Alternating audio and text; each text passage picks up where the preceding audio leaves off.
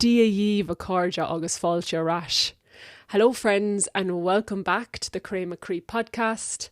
Elaine is Anam Dum. My name is Elaine Doyle and it is with deep, heartfelt gratitude that I welcome you back to this sacred space.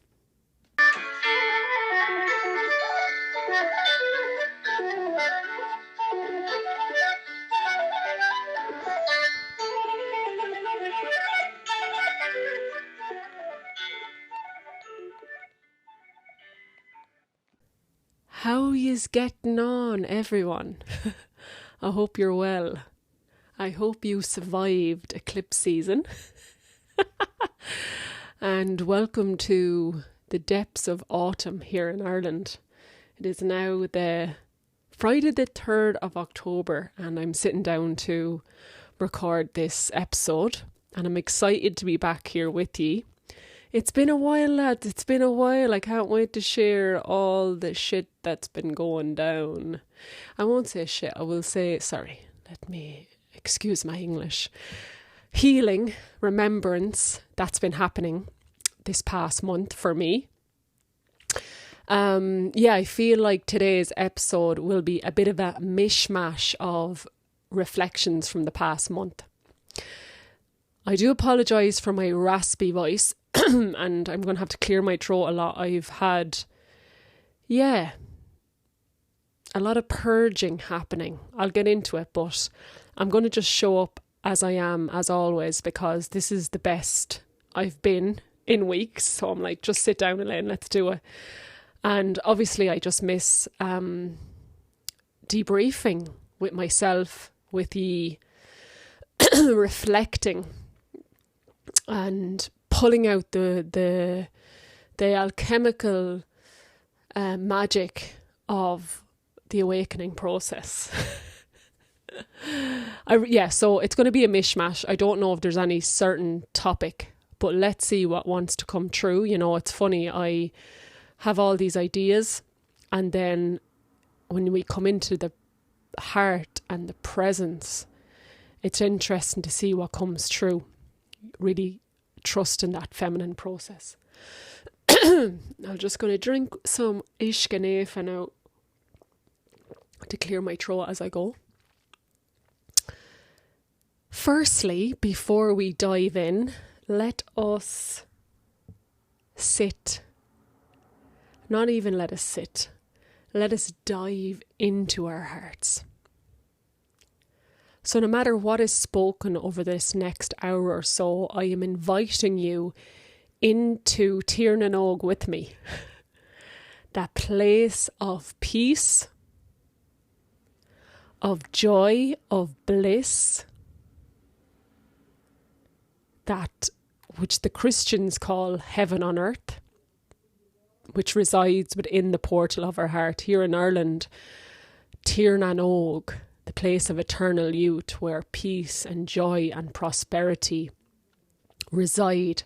I invite you to just walk into that Garden of Eden, that magical place internally, which we can only really access internally, with me here in this space, and just allow yourself to bring your conscious awareness into your heart and just allow yourself to reside in peace and to just... You know that word renunciation is to actually, in Sanskrit, it means to set aside, right? So just set aside all your worries, hand them into the basket of God, all the worries, all the stresses. For the next hour or so, just park all the stuff and allow yourself to reside in this place of peace, suaimhneas agus síocháin. Tír na nÓg has the real an Garda Síochána surrounding it. Garda Síochána means the guardians of peace, which are guarding your heart. So just allowing yourself, your conscious awareness, to be at the forefront here, and your higher self and your soul. And I'm looking out my window and there's a storm and the leaves are blowing everywhere. and yet the trees are solid within the storm. And that is the place we're trying to access within, that is present within, which is the root, the trunk, that is your heart, grounding and centering the heart, that no matter what is happening in the external, no matter what's happening in your life, there's a rooted, grounded tree within you that stays rooted even when the shit is hitting the fan. Let us access that space together. And may we hold this collective energy field together as we listen. Because this energy, this anchoring is what will heal the world, I believe. Holding the peace. Praying for peace on earth, peace in our hearts. It starts in our hearts and our minds first. So now that we're hopefully feeling grounded and anchored, let us begin, or let us continue.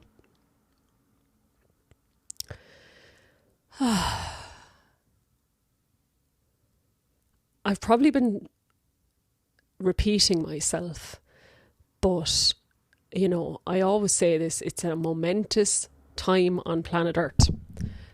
Sorry, my microphone fell down a bit. Let me just adjust it a little bit.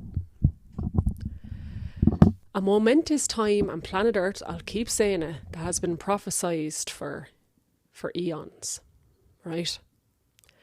In Christianity, it was seen as, or prophesized as, the second coming of Christ. The second coming of Christ. In Ireland, in some of the let me just make sure my microphone is working okay, lads. Give me a second there, right? Okay, apologies, I'm back. Obviously my body is just needing a second to catch up with what my soul is saying. Before I go into the Irish telling of this time, the second coming of Christ, many people have seen that as the rise of the divine feminine Christ. And it's the return of the feminine Christ that will heal and bring balance at this time. So the second coming was prophesied. And then in Ireland, I wonder, is anyone here just heard my stomach come through there? I've just done a 36-hour fast, so there's a lot of different things happening in my system right now. I might get into the fast and diet later on. Let's see.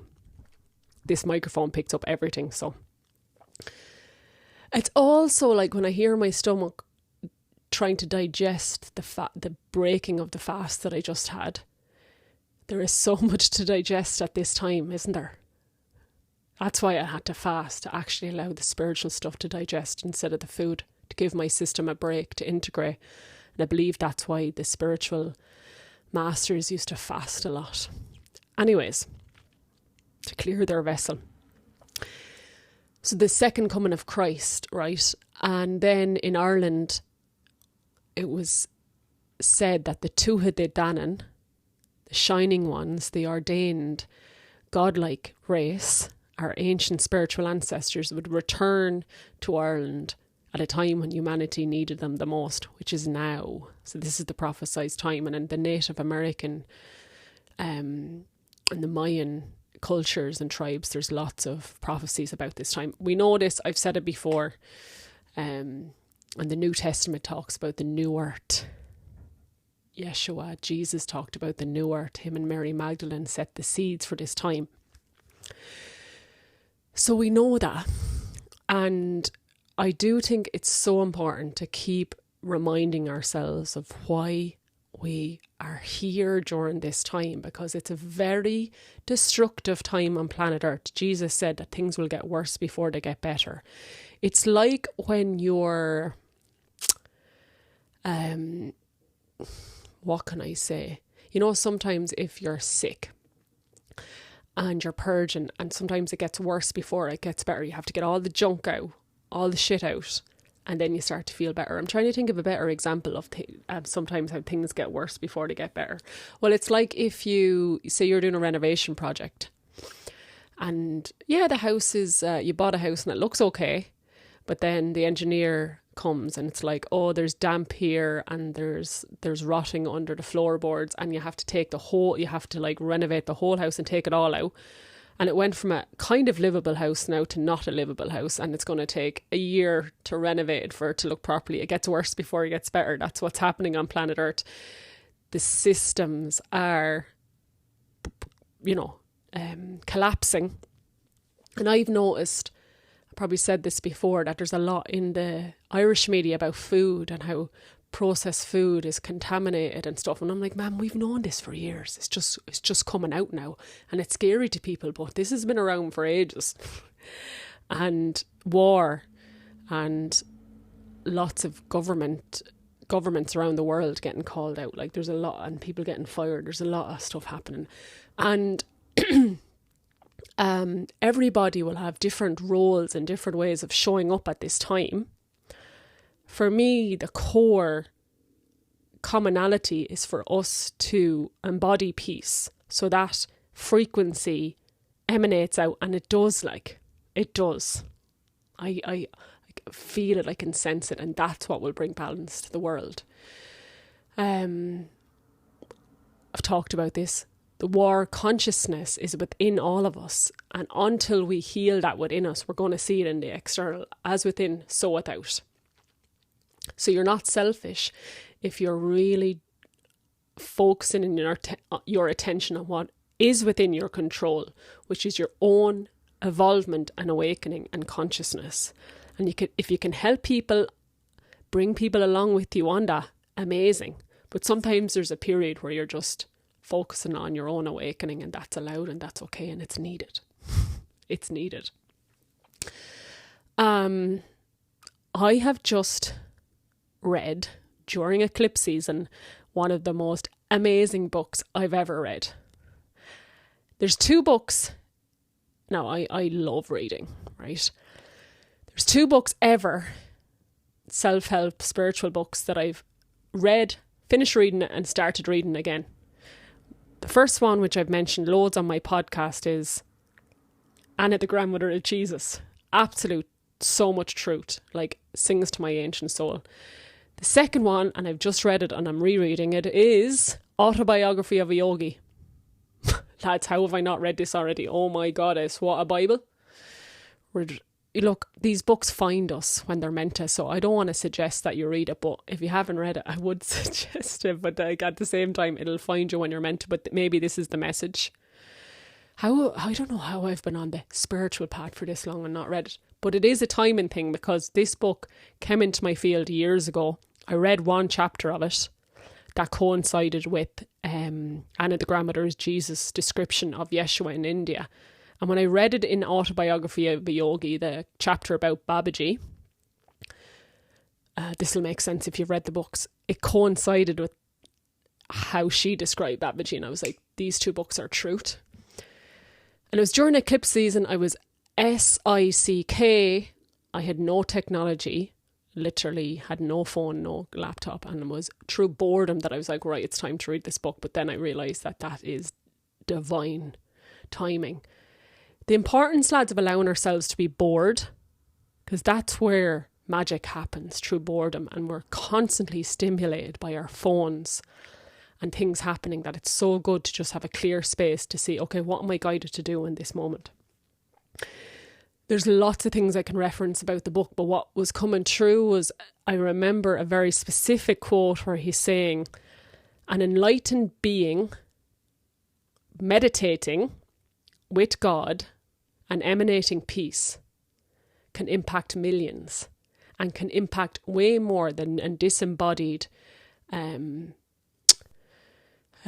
philanthropist or activist who's not embodied in peace at all. And when I read that, I was like, I know this to be true. I know I've spent many lifetimes in ashrams, in the Himalayas, in priestess temples, in Ireland and all around the world, praying for peace rather than been out fighting war. Because the fight against drugs created more distortion in drugs. Fighting anything does not work. Peace, praying. I know a favourite astrologist of mine, Pam Gregory, every night at 7:00, it's not on Zoom, but it's just everybody in her community comes together to pray for peace and embody love at 7 p.m. Because this is what impacts. Okay. Anyways, going off on a tangent there. So what have I been up to?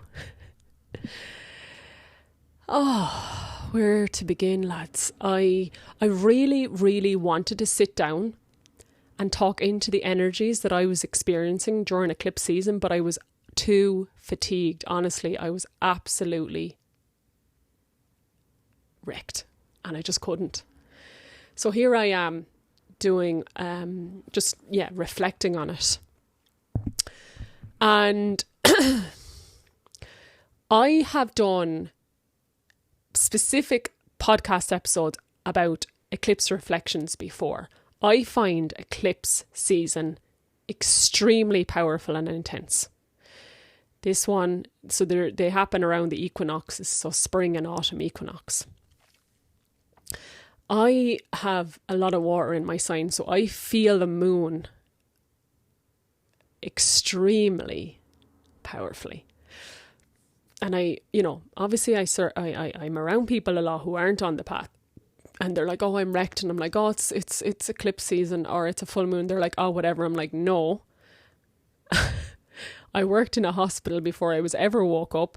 I worked in an emergency department mental health team, and it was always crazy around the full moon. I've known for a long time the moon affects us as humans. The word lunatic comes from luna, moon. And it's funny because my uncle was over recently and he's a paramedic, and he absolutely supported me in my theory because he's been working as a paramedic for years. He knows it's always mad around full moon. So people who are on the spiritual path, we're going to feel our shadow come up around these times. What I wanted to say as well is, if anyone who has read, let's just take this guy, for example, this master, Yogananda, who has wrote the Autobiography of a Yogi, right? He grew up in India in a spiritual home. His mother and his father had a guru. They meditated. They had an altar. He talks about meditating with his mother not as an infant, but as a child with his mother. He was introduced to saints at an early age. So this guy, like Yeshua and other saints and masters, were born into a lineage that was connected, holding a very spiritual, grounded practice. Okay? What is it like when you are not born into that sort of family? That's what I want to write a book on. That's why I have a podcast. What is it like not to have experienced that as a child, but to have an awakening as an adult to, oh my God, we're spirit, we're God, God is in our bodies, we are God. When you haven't experienced that in this lifetime, you haven't been given a guru, you haven't been really supported on your path. What's that like? Because it's great, like, when you're like, yeah, your parents are spiritual. Like he literally says in the book, I was born into a family that was just like, my parents were loving and amazing and they had a great relationship and it was a perfect breeding ground for my path. He doesn't say it in those words, but kind of like that. And you're like, oh my God, that sounds amazing. And when you read Anna, the grandmother of Jesus, it's like, feckin' hell, they were preparing for many generations for Yeshua to come true. And they trained, like Mother Mary was in deep training for many, since she was born, to be able to birth a being of such high consciousness. And it's not to be the victim, because everything that we've experienced, I believe our soul has chose for its awakening. So I was like, my soul was like, okay, I'm going to choose Ireland during this awakening where there's been a lot of broken lineage in relation to their spirituality, but I'm going to come through that and I'm going to awaken. So yes, I chose it. However, what's the day-to-day reality of what spiritual awakening then looks like? Right? And for me, during eclipse season, or during my path the last few years is that the more I experience that God consciousness, that Tír na nÓg, that peace, love, unity, our divine origins, our natural vibration and blueprint, the more all this other gunk has been coming up to be seen and witnessed and released. That like, even if I just wanted to be love and light, I'm just going to meditate with God all the time, which I do. That's really what I want to do. This other stuff just naturally comes up. Like, it's not like I'm like, okay, this eclipse season, I'm going to do loads of shadow work. I kind of even I wasn't like fully conscious that, oh my God, eclipse season is coming up and I always find it really intense. Let's like prepare. I was kind of like, I didn't want to go in with any like preconceived ideas. It just kind of like, all of a sudden I'm absolutely floored and I'm like, oh yeah, it's eclipse season, shit. Fuck. Here we are. Tommy Arasharish, I'm back again doing the shadow work. And, you know, I was reflecting on this book where he talks about his deep spiritual experiences as a child, as an adult, growing up in India and the ashrams and becoming a monk and a yogi and everything. And I'm like, oh my God, the reality is, lads, you can just speak about Ireland. I didn't grow up in a spiritual community. Like, that's just the reality. Like, sorry, but the Catholic Church did not really promote or enable people to have a spiritual practice outside Mass of a Sunday. It wasn't encouraged. It just, because there was a lack of embodiment there, it wasn't penetrated out, so people were like, oh, I'm going to go home and practice this. And of course, in Ireland, we have a massive spiritual indigenous heritage and culture, but we've been cut off from that. That's just the reality, lads. It was severed during the colonization of this country and the Catholic Church. It was suppressed, it was killed out, it was burnt out. And, you know, even a lot of people still in Ireland don't know what Druidry is. I mean, there's a massive awakening happening and everything, but I think it's important to just like call a spade here. And for me to be very connected now to the ancient wisdom of this land, being an ordained priestess of the land, descendant of the Gaels and the Celts, if you want to call it that, has taken every ounce of devotion to remember that and to learn it and to go out into the land and to receive it again. And so that we have to take that into consideration when we're like, how much time it takes to actually be embodied in the wisdom or the God consciousness, right? Because a lot of us can only speak for myself, but like, I know what's happened in Ireland, the wider community is like, where we actually really embodied in spirituality and in God as a child, going to Mass, getting a confirmation of communion, for me doesn't count at all. And recently I was at an anniversary Mass for my grandmother, who I absolutely loved and still, really feel her presence. And I don't go to Mass, but I wanted to go for my family and for her. And not that I need to go for her. Like, I can connect with her all the time, but you know what I'm saying. And me and my brother were reflecting afterwards, like, that there was actually, the priest is actually saying things that are good, like be forgiving, be loving. But like, is anyone actually listening to that and going home and embodying that? And in my experience, that wasn't the case growing up. And I recently watched a movie, Heaven is for Real, on Netflix. Loved it. It's a true story where a little boy has a near-death experience and goes to heaven. And he finds out things he couldn't have found out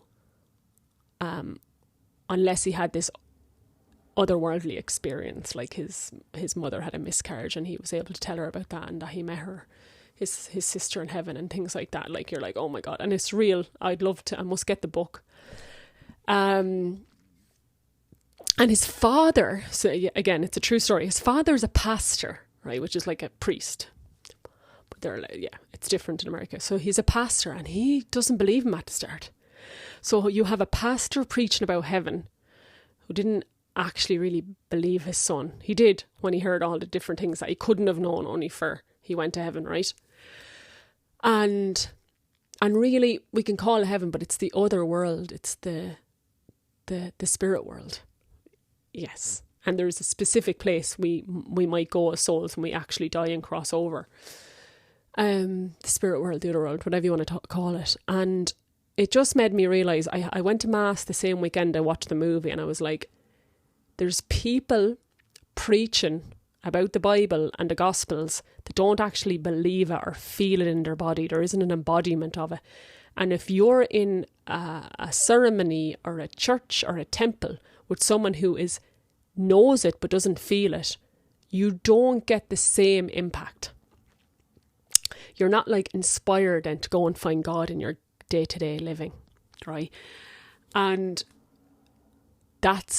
we had a disconnected form of spirituality or religion, dogmatic experience of it, I believe. And I think that's why the Autobiography of Yogi, like he wrote that in the 1940s, 50s, I think it was released.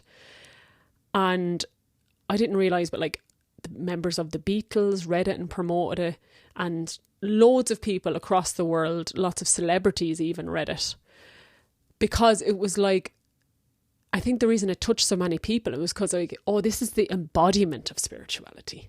This isn't just about like preaching the gospel. This is man is walking it and feeling the God realization in the body. And realizing that I didn't have that growing up at all. Right? And it's very different.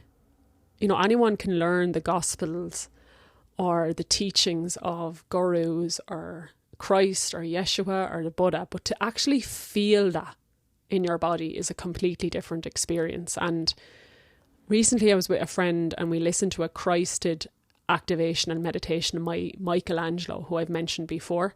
I'll leave his details in the notes, because this lad must have been a disciple of Jesus. He embodies God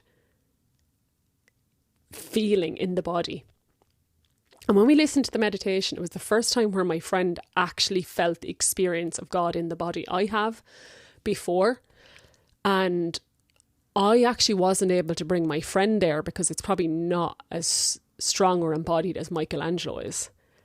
And that's just a reality. I can easily put my hands up to that. Or maybe he just needed a man to bring him into that space. Anyway, it was such a celebration that he actually felt the embodiment of love and God and Christ in the body.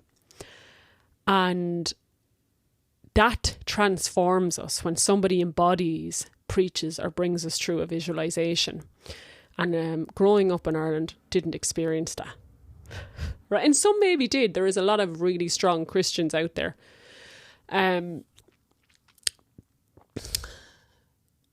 Yeah. So I went off on a tangent there about like, where are we actually at with spiritual embodiment, right? And you and your story and your how you were raised, and if there was any religious or spiritual practices, is going to look different than mine, of course. I can only speak of growing up in Catholic Ireland, right? I was born in 1988. So if I didn't experience that, and there was actually a lot of trauma in the lineage, a lot of, like, just again, have to call a spade, a lot of sexual abuse, trauma in the church, starvation during the famine, survival, lack mentality. I can't deny that these things have resided in my body, right?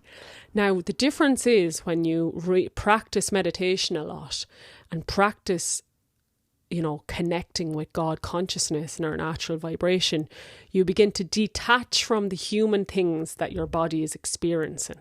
I can see that. So it's not as difficult to ride these waves. And I'm just, again, looking out at the storm. The storms are easier to pass through because it's like, oh, this isn't actually my truth or my natural vibration. This is something that Elaine Doyle has experienced in this lifetime, but my soul is beyond Elaine Doyle. It's infinite and wise and loving. And the light of our soul has the ability to transcend on all ancestral trauma. And that's really important to mention, right? It does. No matter what karma you have from other lifetimes or in this lifetime, if we devote ourselves to the truth and to God, God being the mother, father, the divine masculine and feminine creator that created us, not the judgmental man in the sky, right? We will dissolve all karma and pain. However, it's a process, again, if we haven't grown up with that spiritual practice or lineage, it's a very devotional practice that can take a certain amount of time, in my experience. So, as I said, the more we come home to this embodiment of God and light and have our devotional spirit practice, the more I've been faced with what isn't that in relation to this human vessel that my soul is now inhabiting. Right?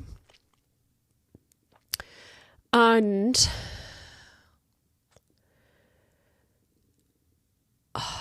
there is a quote from the Bible or from Jesus, and he says something like, lucky is the man who God tests, right? Lucky is the man who God tests, or something like that. I'll try and find the quote, but it's basically like you're tested, or we're given opportunities that might seem like suffering to bring us closer to God, right? So what I'm saying here is, if we are just like day to day, doing the graft, 9 to 5, whatever it is, you know, Groundhog Day, doing the same thing, and nothing kind of extreme happens, we can be very unaware, lads, of the trauma in the subconscious that is actually controlling our world. And we can go along and think we're like hippy dippy, all spiritual, all love and light, all good, until something bad happens. And then you're like, oh shit. It's like, you know, I've been single for a long time. And then anytime I date someone, I'm like, oh shit, I have a lot of shit there. Because when you're around somebody, they're like a divine reflection and mirror for your goodness, but also your shadow. And I think that's what eclipse season does for me. It's like, oh, you think you're all good? Let us just show you what isn't love within you, what isn't connected to God, or in a softer way, what parts of you have not received love yet. What parts of you have not seen the light of God yet? What parts are in the shadow and hidden? That's basically what eclipse season did for me. And I suppose it just gets, the more embodied and grounded I become in Christ consciousness or God consciousness, the more I'm able to see deeper darkness, because I have the tools and groundedness to see it. So of course, eclipse season, autumn equinox 2025 has been the most intense to date, of course. The lighter the light, the more we see the cobwebs and the darkness in the room. Right? And there was, I don't want to get into the story of it because it would be long, but I've never experienced that level of pain, I don't think, arise. Like I kept saying to my friends, this is the hardest thing I've ever gone through. Yeah, honestly. And I'm talking about this maybe to hopefully console your soul in case you've had a really initiatory, I don't even say hard because it's beyond good and bad and hard and easy. Intense, let's say, September equinox season. For me, this portal of intense shadow work actually started around the solstice. I did some reflections on that in other episodes, and it went from the summer solstice to the autumn equinox. And the day of the autumn equinox, here in Ireland, it was sunny. I went to the beach and I lit a fire, and I've actually felt a lot lighter and better since. Still a lot of like inwardness and tiredness, but there's definitely a rebirth energy. And I spoke about why solstice was an intense time, like being in Wales, and Avalon brought up a lot of stuff. So coming back to equinox or eclipse season, yeah, I don't like the word SICK, but because I believe how we see sickness and disease is really distorted in the world. It's seen as a bad thing that we have no control over. I believe that we manifest things for different reasons. And to me, during eclipse season, it was a real purge. Like there was so much gunk and stuff coming out of me. So I had just a lot of what do you call it? Phlegm and coughing. And I lost my sense of taste and smell, which I believe is a real draw to pulling back and going on a fast. If we can't taste anything, our body's like, I need to digest the energies and the spirit. So I don't see things as something we can just pick up. I'll do I think I've probably talked about this before. It's Louise Hay's stuff, really, about how there's a psychological manifestation for every illness. I don't even like that word. Anyways, it's a whole other conversation in itself. If for people to easily understand, then it was like I was sick during eclipse season. And it's the first time I felt like that in years and years, like that SICK. But I would describe it as I'm purging, I'm healing, I'm clearing. But yeah, it was intense. Floored.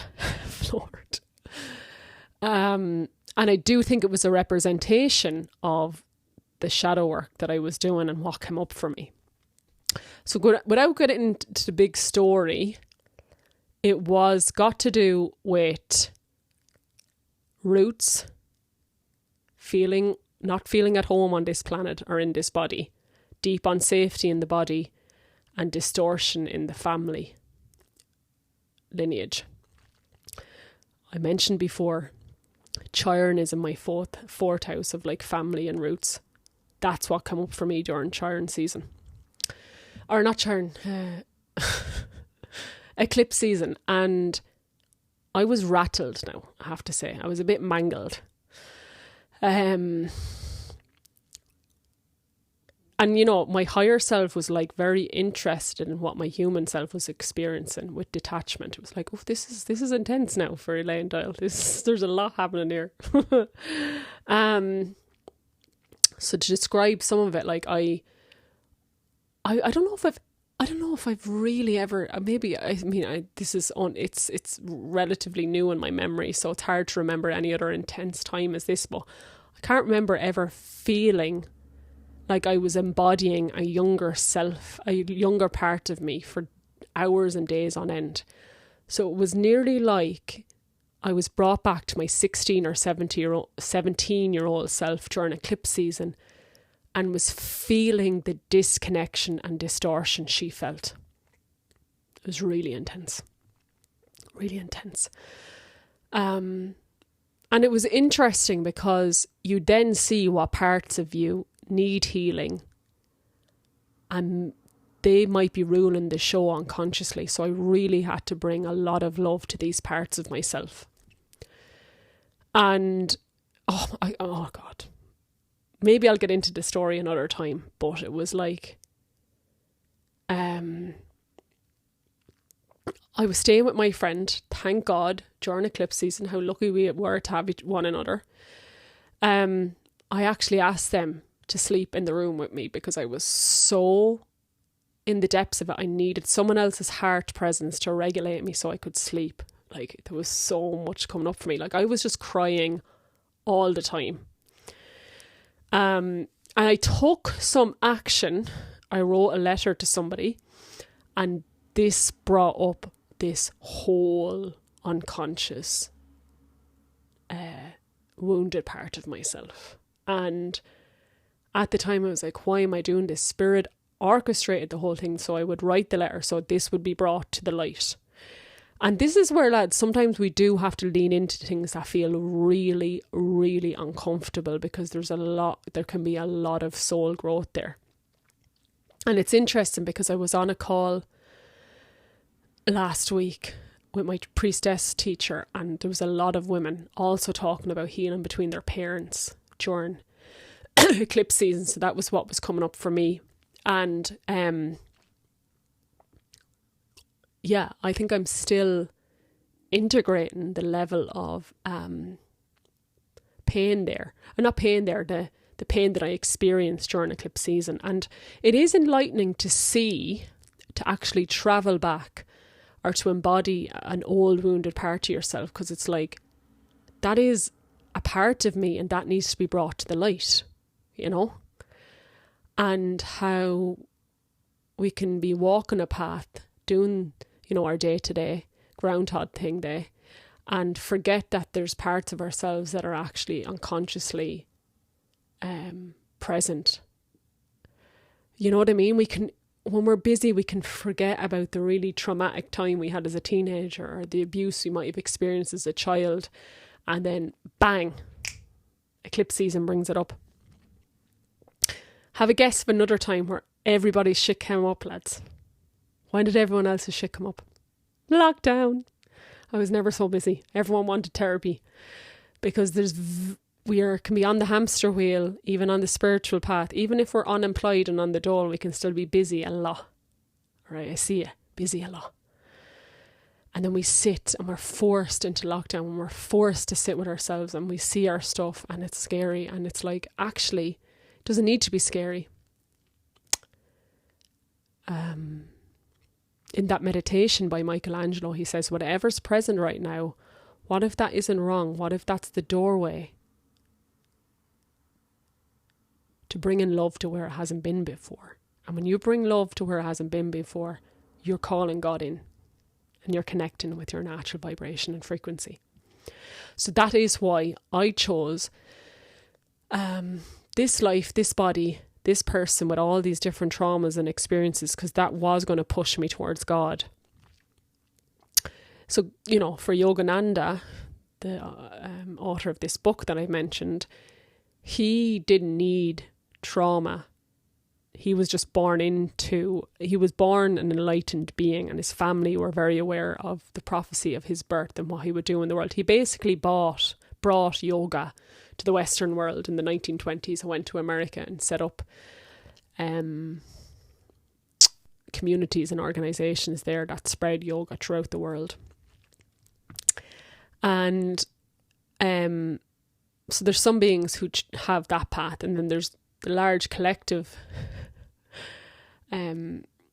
population that end up usually awakening through some sort of suffering or trauma. Because when we, you know, the shit hits the fan, we have no other choice a lot of the time but to turn towards God, because we're not going to get through it otherwise. Eckhart Tolle does say in one of my other favourite books, A New Earth. Oh, that's another book that I've read many times, I forgot. But I didn't read it consecutively right after one another, because it's quite a lot to integrate. He says that as the earth changes her vibration and frequency, the new generation won't need as much suffering to awaken, because the frequency is going to be high. And I really hope that for my children, that I can birth them through high frequency, and, you know, meditate with them when they're 5 years old, and for them to have an embodied spiritual practice, so they don't have to, they're already awake without suffering. But I know as a human they're going to experience some sort of suffering. But anyway, I've meditated with children before, lads. It's just incredible. My friends and Claire, who I lived off grid with, they're beautiful children, meditated with me like they were like 5 and 3, and were telling me how to do it, and that I was doing it wrong, that I was breathing too heavily, and they were right. So it's possible for the new generation to have an embodied spiritual experience.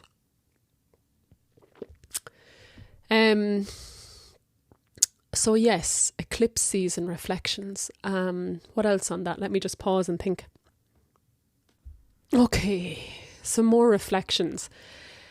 I said this to a friend recently, like a wider reflection beyond eclipse season. was a reflection I had about 2025 in general.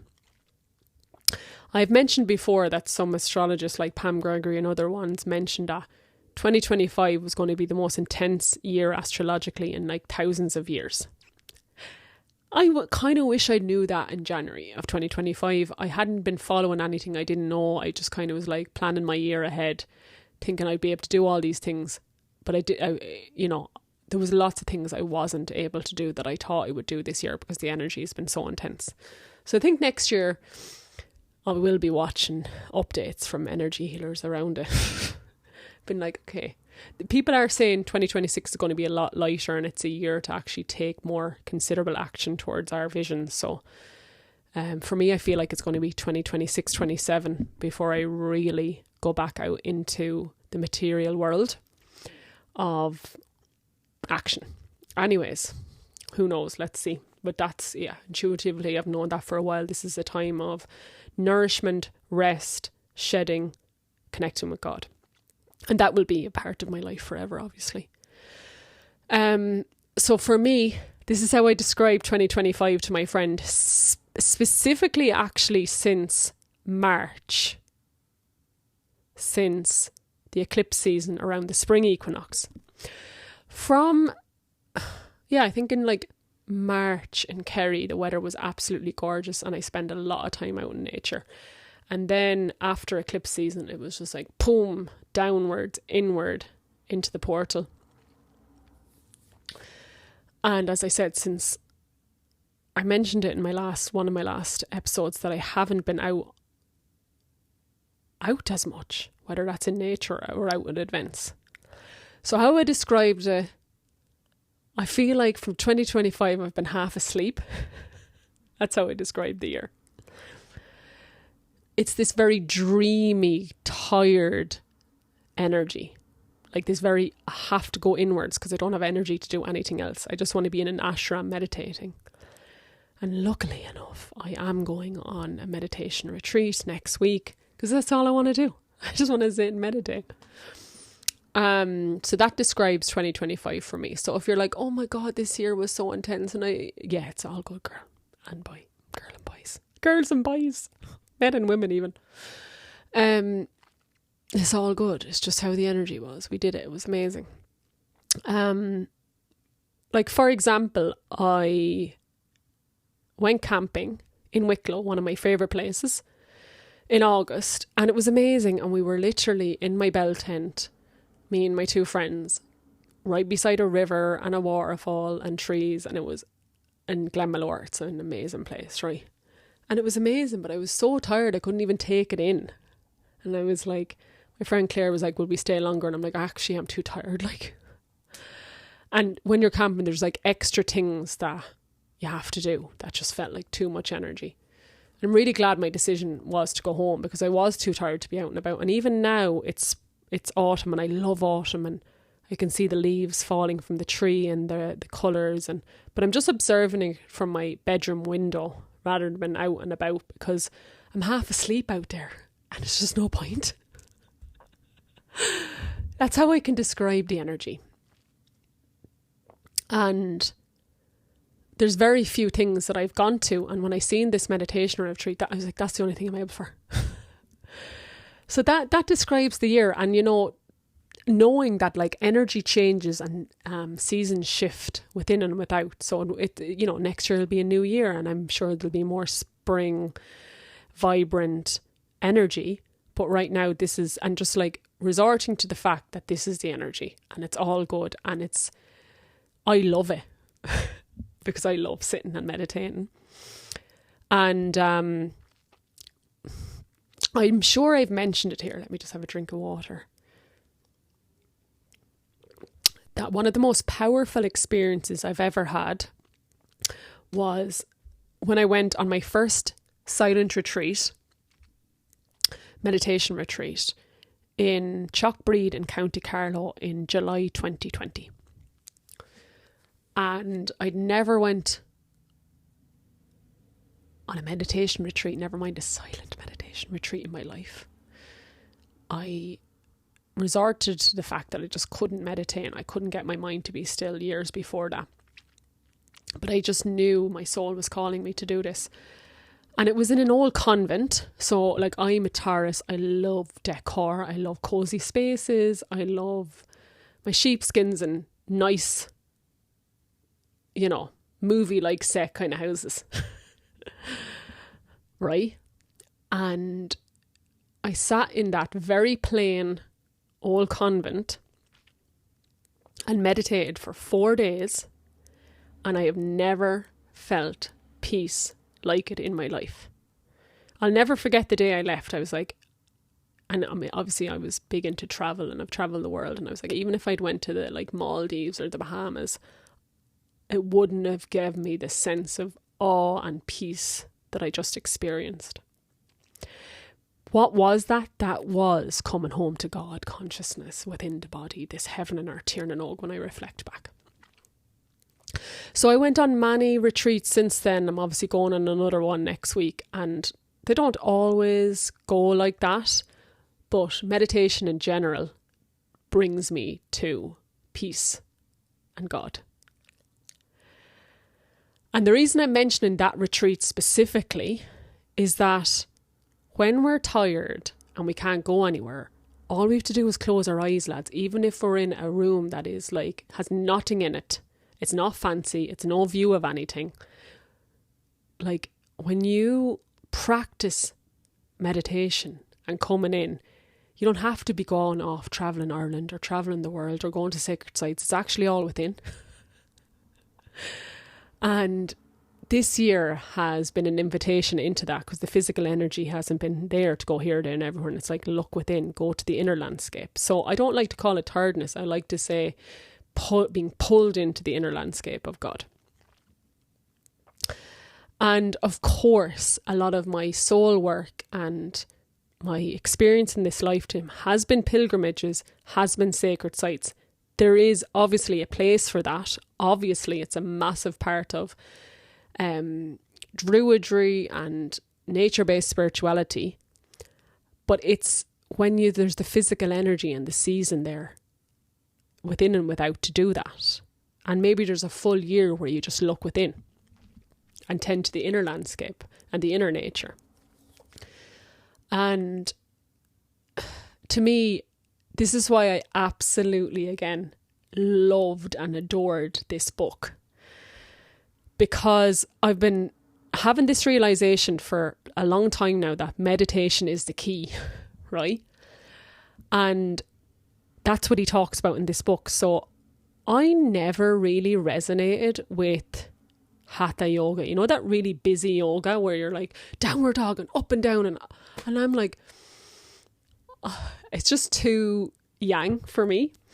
And obviously there is medicine in that, and I'm actually going to be doing some of that on my retreat next week. But anyway,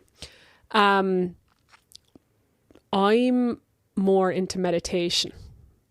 And actually, we have in the Western world a very skewed view, I think, of yoga, because he describes yoga in the book as a form of meditation in the lotus meditation posture, focusing on different breathing techniques. And there is some energizement, movement, but it's very minimal. And he says that in the book, a lot of this Hatha yoga is not what the original Indian yogas practice. It was this, what he calls Kriya yoga, and it's a form of meditation to connect with God. And I read that and I was like, I knew it. I knew that other busy stuff was not for me. And it can be parts of it, but like the main bit is the Kriya yoga, which is the meditation practice. And I haven't learned enough about Kriya yoga. The meditation retreat I'm going to is specifically a Kriya yoga meditation retreat. So I'm going to learn more about it. So I don't want to speak about it loads before I really feel it in the body. But how he talks about it in the book was such a homecoming for me, because I've done a lot of meditation practice, embodiment, but I haven't actually read a lot of theory about it. So I don't know if I mentioned this. This is going to be a lot of podcasts, lads, but sure, I love it.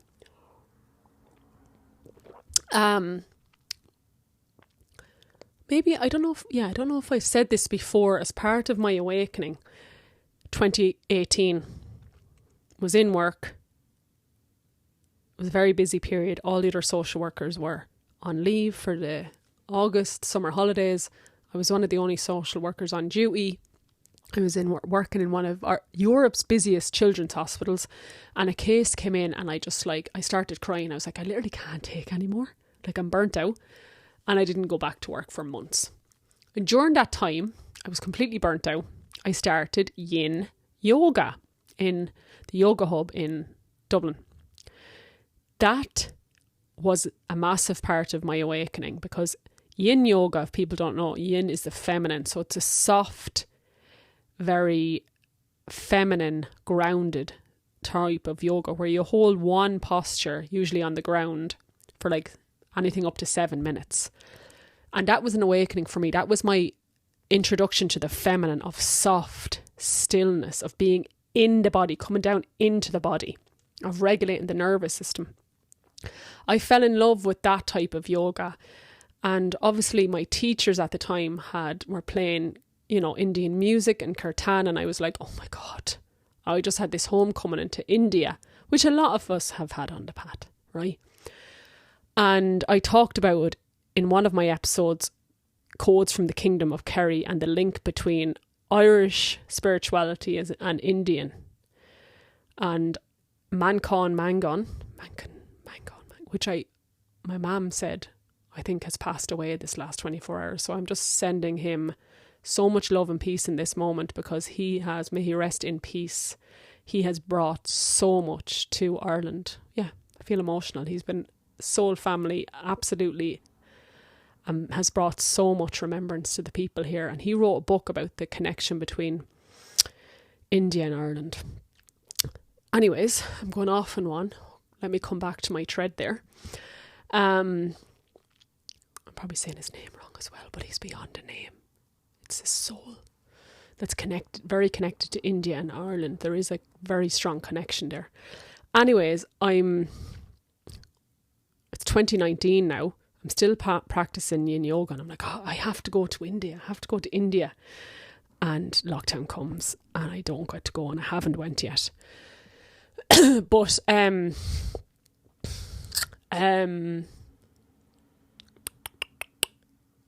a healer did say to me, she's like, you're astral traveling to ashrams in India at night. And I was like, I knew it. You don't actually have to travel to India. You can, sometimes I sit when I meditate and I pretend I'm in an ashram around loads of enlightened gurus. And that just helps me to come into that really peaceful divine space without having to travel there. I will one day. I'm hoping next year.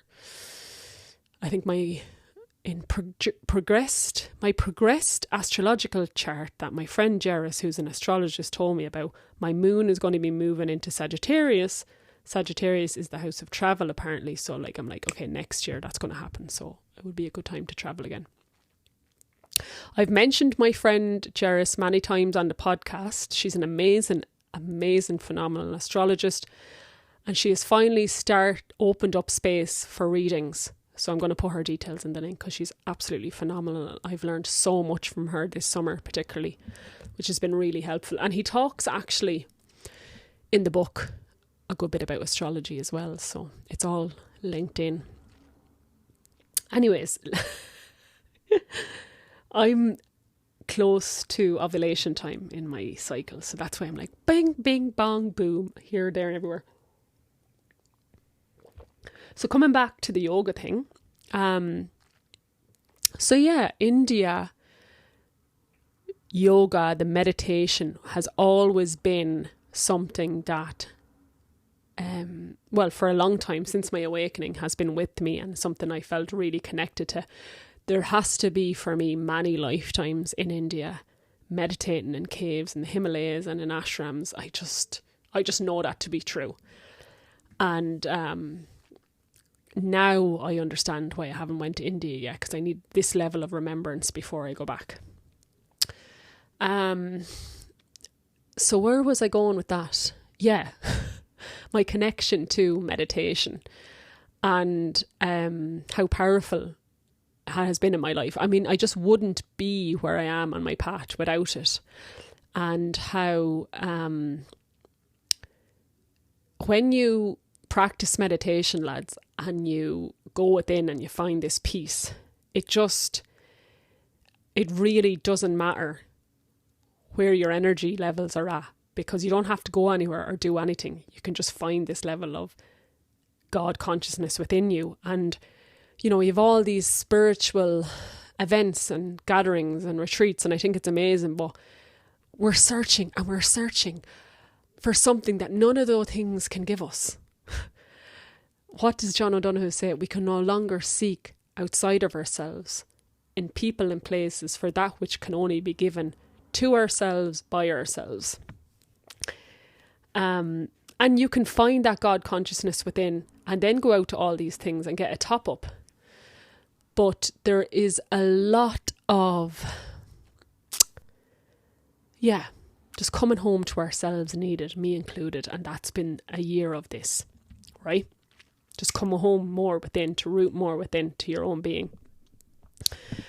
And this is why, so in the book he talks about saints in India at the time, in Calcutta and other places that were, you know, had that kind of Christ consciousness, continuous embodiment, where they were actually enlightened beings.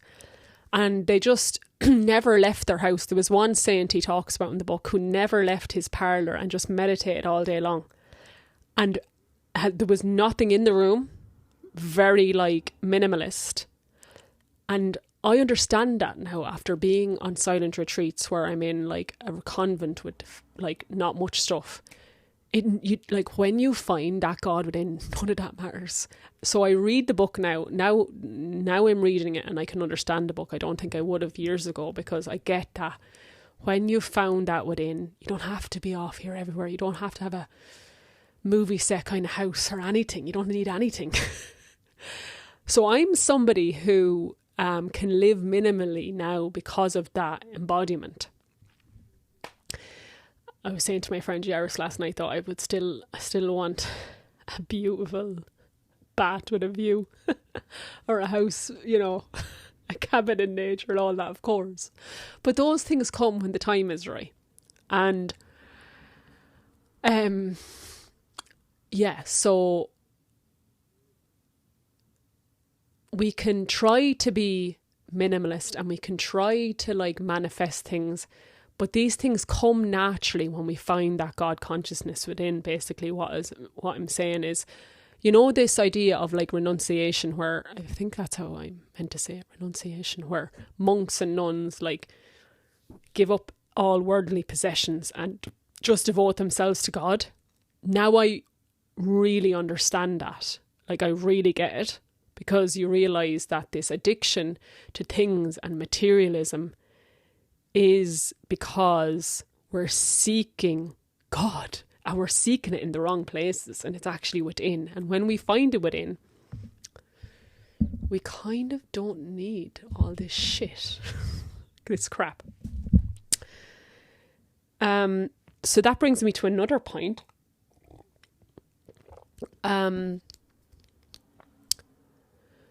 I'll take a breath. 2018, I've had my burnout. I'm on sick leave and I watch two very influential documentaries on Netflix. Minimalism was one and The True Cost was another.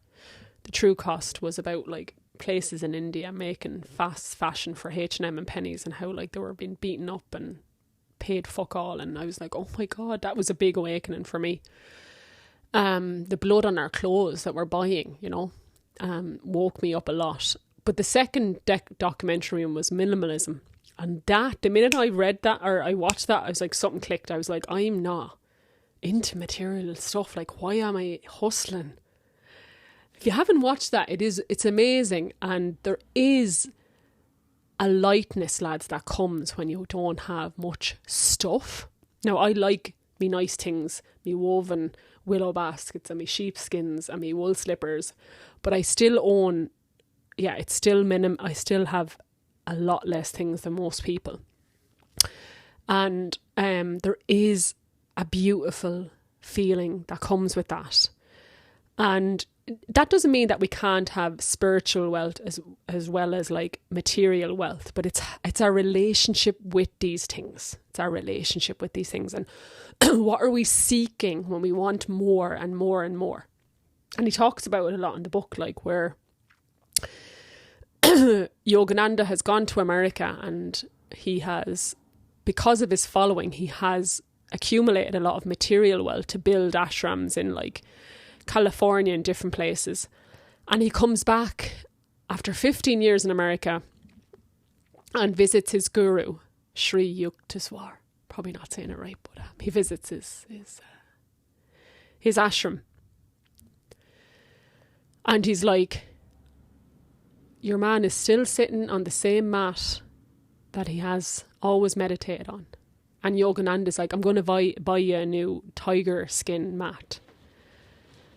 And oh my God, can you hear the rain coming through the microphone? It's absolutely lashing out there. I love it. And he said, I'll buy you a new rug. And he's like, if you wish, material things don't matter to me. All I care about is the wealth of the divine or the richness of God. He's basically saying to him, I don't care about anything in the external. And I mean, look, there's nothing wrong with getting a new rug, but Yogananda was then reminded of what's really important. And I think that's why so many people have read this book, because they're like, oh my God, in the Western world, we have over-focused on material wealth when it's really about the spiritual wealth. And then when we come into this place of spiritual wealth and abundance and richness, whatever we need in the external for the mission, God will give us when it's needed. You know? Obviously it was part of Yogananda's mission to set up ashrams, and the wealth came in for him to do that. And that's, whenever I'm praying, it's like, well, may I receive whatever resources I need for the mission. And it's funny because sometimes I think I need this and this to be connected to God. And it's like, no, you don't. Just look within. Let me take a breath there. So just some more reflections on the material world. Again, we need money to buy food, to have shelter over our heads. Of course. That is a part of the spiritual path. The spirit comes down into the body to experience human life. We need these things. It's more the addiction to the material and to the more, and our relationship with these things. And for me, and I think for a lot of us lads on the spiritual path, when we've had a spiritual awakening, we do renunciate, we do set aside that addiction to the material world and the striving and going up the ladder in the career. And a lot of us give it all up for a certain amount of time. And we focus on the spiritual wealth and even just putting in some foundations to reunifying with spirit or God or whatever you want to call it.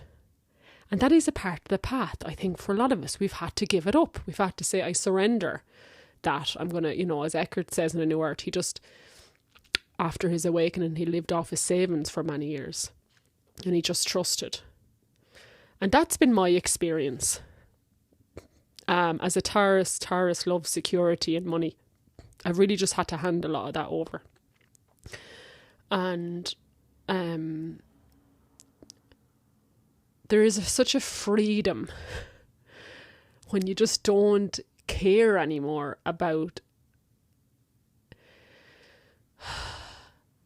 this addiction to material wealth or possessions. It's just like, I wish it for everybody, but obviously it's something that you feel after you've found spiritual wealth, isn't it? But I think it's one of the biggest barriers in the West is this addiction to material wealth that is actually preventing us from having the spaciousness to really acquire spiritual wealth. And then one goes hand in hand. You have spiritual wealth and you end up effortlessly and easily getting the material wealth that you need for the mission, because there's 3 ways, I'm not even sure if it's 3, let me just see, that's what's coming through right now, of accumulating money. Hustling, doing work you either hate or dislike or don't want to do to make loads of money and burn yourself out. Or you continuously do everything you can to manifest money. Or the third way is that you just connect so much with God that you trust the Divine Mother and the Divine Father will always, always, always provide for you. And I think when we're going through an awakening and we've been burnt out, a lot of us are forced into this place of like, I can't hustle anymore. I need to just trust that I will be provided for. And I've spoken about that many times over the past few years, where it's just been a miracle where resources have come from, whether it's like growing my own vegetables and not having to buy food, or lots of things being given to me, or money coming out of nowhere. The Divine Mother will always provide for us. And he talks about that in the book, actually. There's a beautiful story where he and his friend take a train journey with no money and end up getting provided for. Somebody buys their train tickets, somebody brings them to like a palace for food, and he's just continuously met with divine intervention and miracles for his needs to be met. And I talked about that a little bit, like when I was on my pilgrimage in Wales, where I was just forced, I didn't have much stuff with me, and I was forced into being held and allowing God to provide for me. And I really have to practice even more of that, lads, because I still try to micromanage things. But there's endless miracles out there that we have to allow ourselves to receive. There's so much abundance out there that we just have to allow in, and abundance in many ways. And I think that was what was coming up for me during eclipse season. I'm mentioning feeling God in the body, and I'm mentioning the sense of peace, but like I feel like I'm still in infancy with this.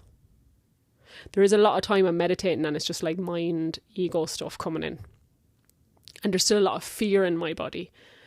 And this next journey that I'm on over the next 6 months at least is like I actually fully have to leap and fully trust. And it's all about safety and feeling at home in my body and trusting the divine and not trying so hard and hustling and really leaning back and allowing myself to be held. So I feel like honestly I'm in infancy when it comes to really coming home to the truth of who I am as a divine being. So I just don't want to like get ahead of myself, make it sound like I'm ahead of myself here or anything. I'm in infancy, let me tell you, right? But I have had a lot of experiences, glimpses into the miracles that are available to us when we do really trust, and when we really just come home to our God consciousness, what's actually available to us, the miracles. Again, there's lots of examples in the book. I think that's why so many people enjoyed reading it, because you're like, oh, this isn't just a fantasy. There is a miraculous Tirnanog available to us at all times. And just coming back to something I was saying there about, when we have an awakening, some of us put aside for a certain amount of time the material world or tasks. Some that will be for the rest of this lifetime. And some will maneuver the material world and the spiritual world with effortless ease. I mean, every day we're in the material world, okay? So but like striving to make a lot of abundance, a lot of money, and be in the spiritual world isn't for everybody, right? And it's about knowing what do you feel like your part of your mission is in this lifetime, because there's no right or wrong. I mean, in the book he talks about some of the saints having had day jobs in the railway in India and then getting the pensions out of it, and then just meditating then for the rest of their life. And yeah, there is Yogananda didn't ever, he went to college but he didn't work, he became a monk. And I'm like, what's my role in this life? Well, I'm not in a nunnery, or I'm not a monk or a monkess or any of that in this lifetime. What am I in this life? And I feel like, I'm still trying to figure that out. How much do I want to focus on unifying with God and meditating, and how much do I want to, like, I don't even know how to describe it, lads. This is kind of undescribable for me. Hustle in the outer world. And because, for some people, they might work 9 to 5 for the rest of their lives and their spiritual practices around that. And that's okay too. It doesn't mean, because I remember meeting somebody and he was like, oh yeah, I actually have a day job, and you wouldn't think that from my Instagram, would you? I'm like, it's all good. You're allowed your day job. You've got kids. You've got to provide, like, whatever you're doing is divine for you. And for me, I see, again, I still feel like I'm early on in my process, given my I didn't wake up till I was about 31 or 2, I think, or maybe later. So it was 2018. I'm now 37, so you can do out the maths there. Where am I? Still trying to figure that out. I mean, I tried. One of my, like, a psychic in my life said, go back to the day job. It'd actually be good for you, the structure, get you out of your head about a bit. Now, this was years, like 2023. And I tried and I tried and I tried, and it didn't work. I didn't even get, like, it just wouldn't work. And when I was a social worker before in the day job, I would get the job like that when it was meant to be. So I tried to go back that. I've tried over the past few years to come more back into, like, the day job or more structure, and it just hasn't worked. So for me right now, it's like, what seems to be happening is that there's enough work and enough abundance coming in for me to live, have my needs met, and I feel very rich and abundant because of my connection to God, and it's enough right now. And when I need more, it'll come in. So it's kind of this, like, divine, I'm not hustling, I'm in the flow. I'm not, like, I don't feel like 2025, I haven't been online. I haven't been advertising or sharing my work. Just haven't felt the need to. And I don't need to go against myself because the work seems to be coming in and it's enough to get by, kind of thing. And each year, it's just like tuning in to where I'm at with that. Like, a part to me honestly just wants to be in an ashram meditating and not worrying about bills or any of that. But I do like my organic food and things like that, and I'm not living in a temple or an ashram, and I do have to be somewhat financially independent and I'm well able to do that, but not like in a hustling sense. So and, like, that's been a journey, lads. Let me just see where my battery on my laptop is at. 7%. Okay. That's been a journey. Okay. So to be able to be this in my feminine, to not work when I'm bleeding, to meditate a lot, to have a lot of spaciousness and freedom in my life for my own healing spiritual process, I've had to renunciate, to set aside, to become a minimalist. But that's, again, easy when I found God. So, like, I feel a bit sick about how much money I wasted in my life, especially even after I woke up. There was still a lot of money being thrown at things, and I now see that money being thrown at things is because I was trying to find God.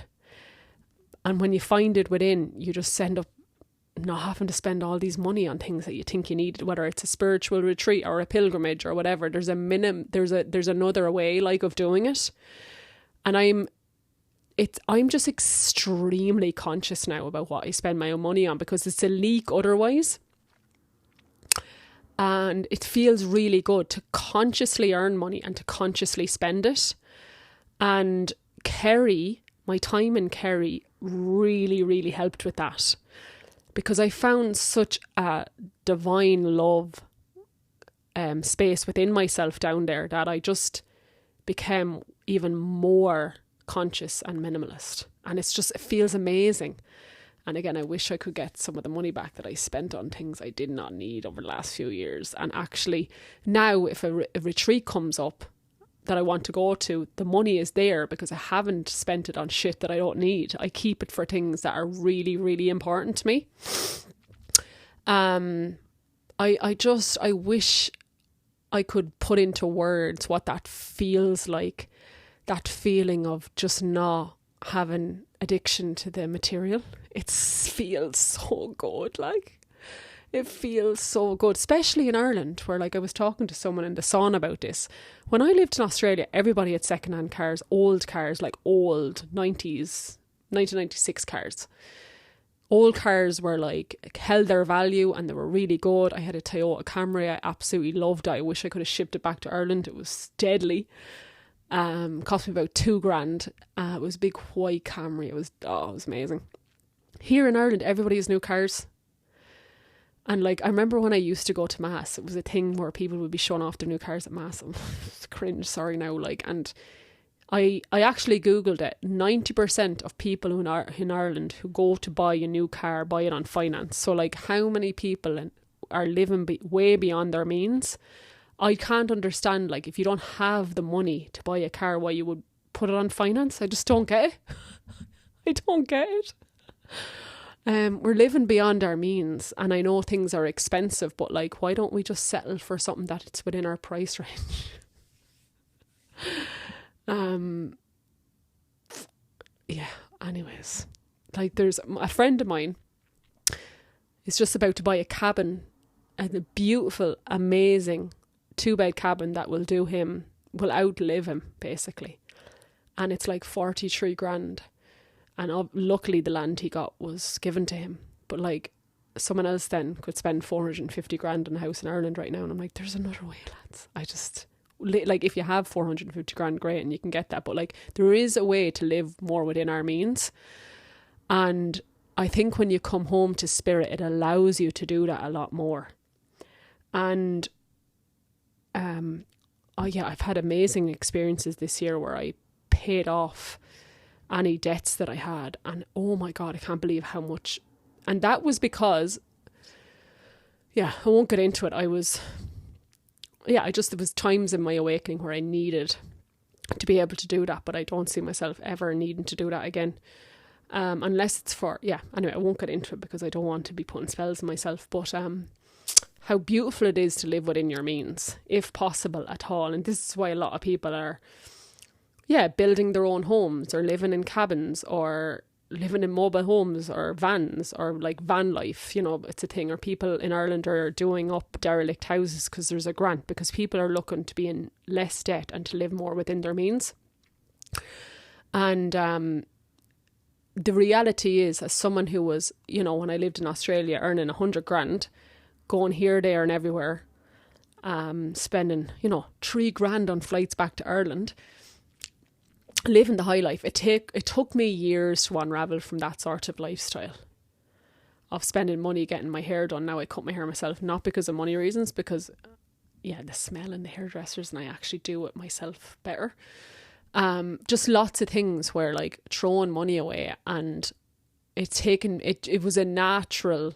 I knew one of my friends years ago could see I was still addicted to getting stuff, and she said something to me, and I knew it would be just a natural process where I wouldn't always be like that.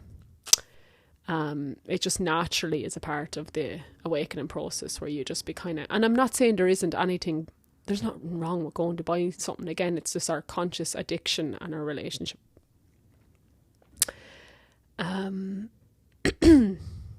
So these are all things that really, really were brought to the forefront when I was reading that book, and he's talking about how many people he's met who have set aside the material world and where that brought him to internally with God. So I was really reflecting on it, and especially from not just this life, but other lifetimes where there just wasn't this addiction to the material world. Like, we've never been this so disconnected as a race. The amount of, processed food and online shopping and AI, there's so many things grabbing for our attention and distraction, that it is about being really conscious now of what we're engaging in, what we're spending our money on, being conscious of that. You know, I really like kids with technology, and yeah, it's just the kids are the ones we really need to protect as well, you know, but we first need to sort out our own relationship with these things. Okay, I'm going to take another breath there, charge my laptop. I'll be back. Food, and I'm back with more reflections. I know I did mention food earlier on. Be a blast of beautiful food. It needs to be a whole podcast episode in itself, because I have a lot to say about food and how the food we eat can either make us ill or make us thrive. And actually the foods we eat, you know, homegrown organic food, can really, really support our awakening. But I'll do a whole episode on it. The one thing I will say about it now is, I've mentioned this before, that during eclipse season I really simplify my diet. And this eclipse season, for the autumn equinox portal eclipse, I wasn't planning to go raw vegan, but it was forced upon me. And without giving the gruesome details, I had some eggs and projectile vomited them up straight away. And I had this remembrance that during eclipse season, I can't have animal products. I am now again eating fish and things, but I am still eating a lot of like fruit and salads, because it's still quite mild here in Ireland. And usually having hot dinners. But for me, what I've learned since my spiritual awakening, lads, is that different seasons, different purges, different like initiations, different portals, different eclipse seasons will call me into different foods. And really allowing yourself to fully listen to your body and what it needs. Intuitive eating, listening, and what feels good, what feels nourishing. And, you know, people eat to have lots of physical energy. For me, it's not about that. It's about what energetically raises your vibration. Like, I feel so much better. I've just had a lunch full of like organic homegrown vegetables. The vibration and frequency from them is so high. So for me, it's about, you know, we have a choice to either eat food that helps our cells and our molecules and our body, or depletes it. Which are you choosing? And when you look at something, you're like, is this going to really help my body or not? My energy field. Anyways, I will do a whole episode in that. I'm a Taurus. I love my food. I grow my own food. I love the food. Let's just say that. One thing I did want to mention as well, a few things. These topics I could speak about individually for hours. The power of meditation, Indian philosophy, eclipse energies, healing, purging, shadow work. So I am trying to condense a lot into one episode. So just being aware of that. It's hard to give every angle, you know. You know, for example, there is a difference between like minimalism, renunciation, and a lack mentality. There's a difference. And I've noticed the difference in me, where like, even when I had lots of money and I was spending lots of money, there was a lack mentality that never, no matter how much I was earning, it was never enough for what I needed. That was a lack mentality. And now I have moved into more of an abundant mindset, that I'll always be provided for and that I am worthy of receiving money, you know. So it's easy, I think, in the spiritual, what I've seen in the spiritual communities is this like, oh yeah, I don't need goods and I don't need things, and they're actually really in a lack mentality where they're not trusting that they will be provided for. So there is a noticeable difference there, and I'm hoping I'm explaining the difference, really embodying that abundance vibration within you by connecting with the divine and seeing how abundant nature is. So I'll just have a drink of water again. So another thing that I wanted to mention was, and I mentioned it a bit when I talked about my time in Chroí, how that really brought me into this like detaching from the material world. You know, when we're saying, I choose soul growth, I choose enlightenment, I choose peace, we will manifest situations to help us with that. So be careful what you pray for, kind of thing. And I realised this summer that I was being called into further materialism, or minimalism. See? Detaching from materialism. So I was watching this video about Taurus and what it means to be a Taurus. My son is in Taurus, the bull, and Venus rules Taurus. So like Venus is like luxury and abundance and things, right?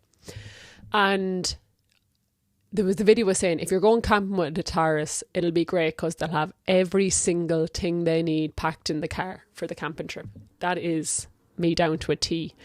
I remember going to Scotland with my friend Aoife, and I had absolutely everything we could possibly need, but it was like really heavy having such a packed car, and it was actually such a weight to carry. And you know, me and Aoife were talking about how, like, if you just go with nothing but a backpack, you actually have to trust that you will be met with everything that you need. I talked about this in one of my podcast episodes about the Pilgrim's Path and the pilgrimages that I was on this year, where I had fuck all and I had to just trust that I would be met with what I would need, which was really big for me because I am always the person who has everything that they need, the organic lemons, my organic vegetables, and this and that and the other. And I chose to pilgrimage this year on foot, by train and ferry, and actually just like, yeah, just practice that kind of like going into the unknown. It's like the story in the autobiography of Yogi where he does that. He goes out into the world for 24 hours with nothing and is met with all his needs are abundantly met. So the example, I talked about how my suitcase was accidentally brought to Scotland with my clothes and my laptop in it. And that was like, I really had to just go without that. And then I'm in Wales again on another trip. And me and my friend Jeris decide to go to Glastonbury, Avalon for the day. I had an inkling I was going to get carried away into some fairy portal. So I brought my toothbrush with me, and I had a dress to put on. So I had 2 changes of clothes, and that was it. And I had 2 suitcases in Jeris full of clothes because my other suitcase from Scotland got sent down to Wales like 6 or 7 weeks later. So I had loads of clothes. Well, you know, a lot of change of clothes and shampoo and, you know, all the things that we need. And, well, we think we need. Anyways, I ended up meeting a friend, and we went off into a magical fairy realm of Tiernan for 10 days. And I had nothing with me. Like I really had, like a tiny little summer dress and my wallet and my phone and my toothbrush, and that was it.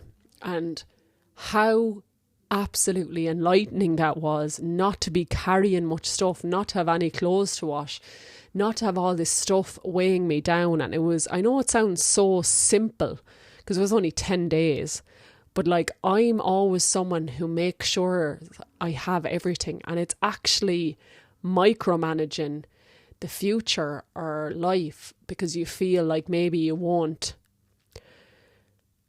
be provided for or have enough. Like, who else has got their suitcase, you know, it's been overweight and they've got charged? I haven't now for many years, but I used to. It was this like lack mentality of not having enough and always needing it in case. And I've really minimalised the last few years, which I've talked about. You know, anytime I went to Wales the last few years, I would just bring hand luggage, but this was like stripping it even more back. And how freeing it is. And, you know, the monks in the book that he's talking about, they literally have one robe and that's all they wear for years. And I was like, the amount of time I see my mother wasting washing so much clothes and towels, and so much, we have to be so conscious of how we spend our energy and time. I really do wear a lot of the same clothes all the time, and I wash my clothes like once a month because they're really delicate materials, once or twice a month really.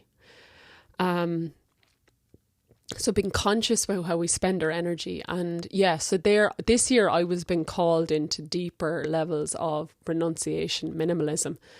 And it's been big for me. And it's a core wound of, I think, not feeling enough and then having all these things in the external to make us feel enough, or that our needs haven't been met. So we'll bring everything because we'll meet our own needs. But there's actually loads of people out there that are waiting to meet our needs and our abundance. And there's miracles waiting to happen. But if we micromanage them and have all these plans and too much structure in place, we're missing out on them. So I just wanted to share that renunciation has been something I've been forced into, and I'm continuously forced into, because I think I need all these things and Spirit isn't giving it to me because I don't need them. We need a roof over our head. We need food, of course, and whatever else it is you need for a necessity. But there's a lot of things that we don't really need, and that's just a fact, and we are being bombarded with advertisements that we need these things. Even in the spiritual community, all the crystals and incense and all these things, and they're nice additions, but we don't need them, we don't. So what else did I want to sum up? Let me just pour myself some water.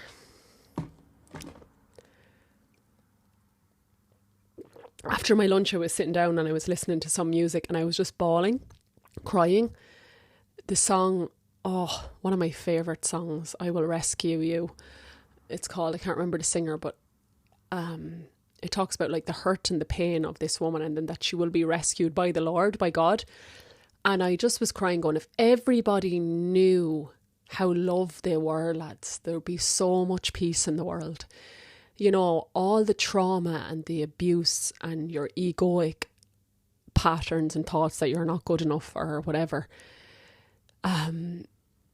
they can be dissolved with love, lads. If we really, all these things that have been projected onto us, conditioned onto us,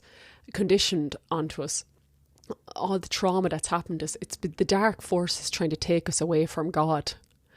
And I tell you, no matter what has happened to you, because I've had stuff here happen to me in this planet, on this earth, in this lifetime, that I can't share online because it's just like very, very, very, very delicate, vulnerable shit. I'm speaking from a place of knowing how dark this world is and the shit that's happening. No matter what has happened, I do believe we can overcome it and come back to God. If I can do it, lads, anybody can. Trust me. Go onto my Facebook page, Elaine, and look back at my pictures from 10 years ago. I was in a jock, bits, mangled, so disconnected, so separated. If I can do it, anyone can. And, I was tidying up my book collection and Anne Frank's diary, and she was in, the Netherlands during Hitler time, and she was focusing on the good in the world and a man's search for meaning as well. It's like, we have to turn our eyes towards the goodness and towards God's love, because the separation that's happening, it's not because God has allowed it. It's man's decision to choose the opposite of love, to choose war instead of peace. So it's our responsibility as humans to turn back towards God, which is the divine source, creator, energy. And that's what I feel I started off this episode with. What are we here for? We're here to bring back the truth and the peace of who we are. And we do that by starting in our own minds, hearts and bodies. And we bring it into our family, our children, our communities. And it's, one step at a time, lads, one step at a time. Being patient, kind and loving towards ourselves. Another experience quickly as well I wanted to share was, so I had this really heavy, obviously, a lot of stuff come up, intense time during the eclipse portal, which I mentioned, and I felt the light return then during the autumn equinox. And it was around the autumn equinox I was meditating, and I had this, like, it's hard to describe it unless you've felt it, but I felt this like separation from my body. And so what I experience sometimes in meditation is like my body has melted away and I'm pure spirit and I'm pure soul and I'm in heaven consciousness, or God consciousness, whatever you want to call it. Tír na nÓg, peace, heaven on earth.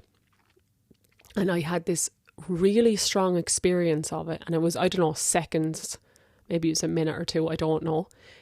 But it was like, it's not even that I was thinking, oh God, the things in my life don't matter.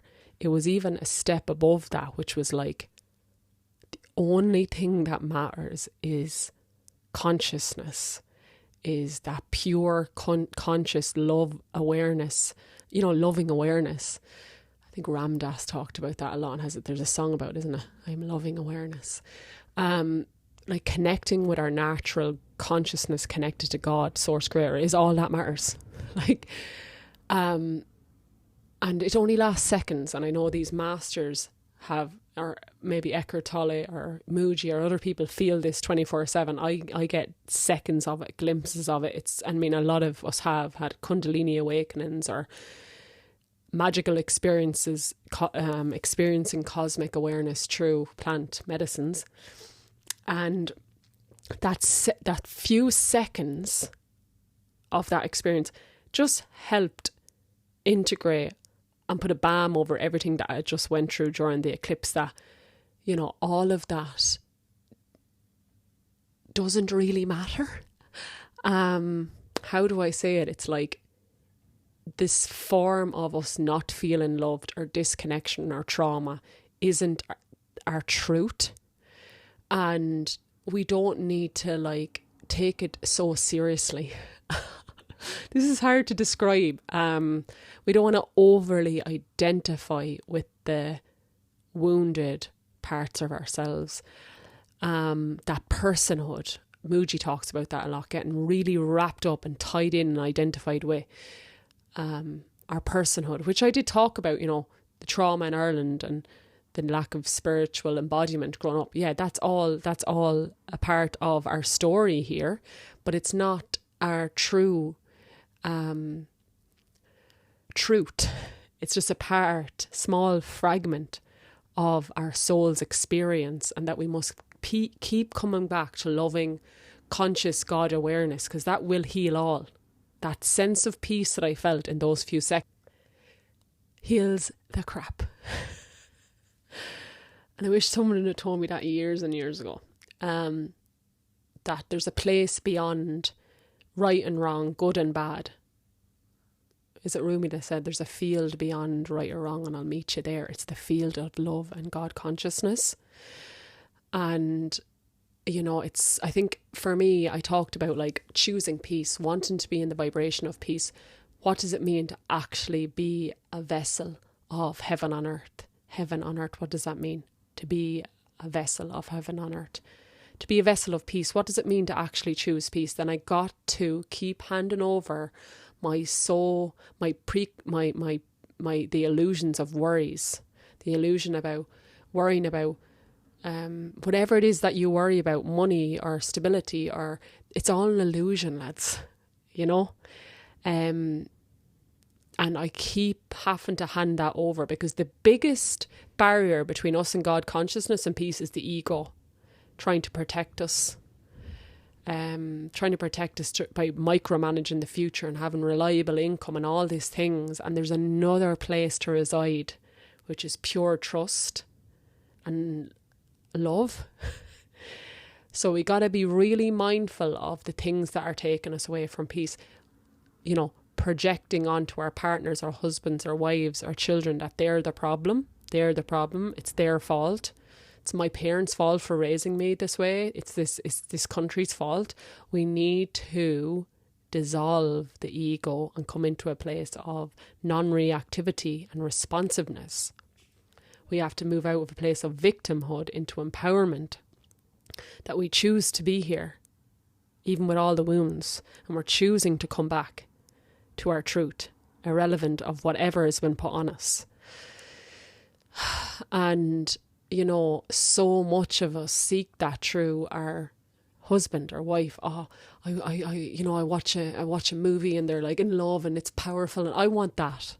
What we're actually seeking is the love from God, I believe. And of course we can have beautiful, loving relationships, but we have to find it within ourselves through the love from God. And we've been disconnected. And we have to re-find it because it's there. It's there. Just another thing I wanted to touch on again before I finish up is energetic updates.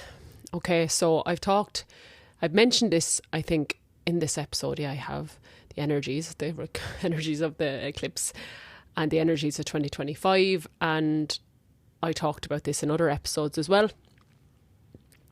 I talked about it in episodes called Fatigue as my biggest teacher. And I would really, if you are feeling energetically fucked or depleted, I'd really recommend, you know, tuning into energy updates online. So I'm going to leave a link in the description. I'm going to have a good few links in this description. I'm going to leave the link in the description of an energy update I watched recently. And this lady, I think she's either Maori or Aboriginal, and she's a medicine woman, and her updates are amazing and she does them really regularly. And when I watched hers, let me just check the name of the video. I think it was called Exhausted But Awakening, Why This Shift Feels So Intense.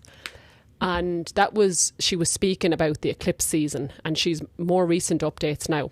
And when I read it, it's like it was myself speaking, the type of symptoms she was talking about. Now, lads and ladies, there's loads of reasons why we can be exhausted, right? It can be that we're literally working too hard, we're not sleeping well, we're not eating well. And I feel like another reason why we're exhausted is because we're tired, or it feels like tiredness, is because we're integrating our spiritual awakening. And that it is a very physical thing for the body to integrate new consciousness that I've spoke about on recent podcasts. Matt Kahn talks about this. It's the body's journey, right? We have to be patient, kind and compassionate with it. The levels of exhaustion this year has been next level for most people who are on the awakening path. I even see it with family members, and I'm like, I wish I did say it to my mum. I'm like, this is a really intense year astrologically, and I heard her saying it to her friend then, because it just gives people solace, because we're so used to hustling and having this fake loads of energy that then we question ourselves when we're low on energy. But it's actually a beautiful thing, and there's nothing wrong with it if we have the spaciousness to rest. I think no matter how busy our lives are, there is opportunities for all of us to say, no, actually I'm going to do this instead. So I will leave that in the description. The video again is called Exhausted But Awakening. For me personally, there's a few reasons. I think one of the main reasons that I have been tired for years is that I was living in flight or fight for the majority of my life. And when you start to come out of it, the body is really, really depleted because it's fatigued. You've burnt yourself out in flight or fight and all this fake energy. And also, I was on a podcast this year, and they were like, the person was like, I've been following your journey for years. You've really, really went deep. Like many of us have. I have completely transfigured, had a complete metamorphosis. I am not the person I was a year ago, 6 months ago. Definitely not the person I was 2 years ago. Definitely not 10 years ago when I was in the middle of the matrix. That takes its toll on the body when you change so much, right? There is a lot of integration. And she talks about in the video how, like, you're tired because you're doing a lot of unconscious shadow work. And I know that is why my energy the way it is, and it's it's a blessing because it keeps pulling me towards inwards. And it's the ego that wants to do and hustle. So seeing it as a blessing. So if for a lot of people that I talk to, friends or clients, they're always relieved when I tell them this. Watch the update, will give you solace. And remembering that we're being brought into the being part of human being. Being, stillness, is work, is productive, to rest. A regulated nervous system is where God enters. A calm, still mind is where God enters. So energy updates, rest, ring in sick, do whatever you need to do. Okay, Sinead, I think that's it. That's loads of reflections and talking. Thank you for listening. Thank you for being here. Thank you for your support. Yeah, it's as I always say, it's just lovely for me to have this space to share from my heart, and it's, you know, having listeners who show up holds me accountable to show up. So thank you for showing up, for being here. Giving deep gratitude to all the people who have subscribed. I have a new subscription to support the Grá Mòr podcast, which is like €5 a month, and you can cancel any time just to support the work here. If you feel called, the link will be in the description box, and I will also leave other links to things I mentioned in the episode.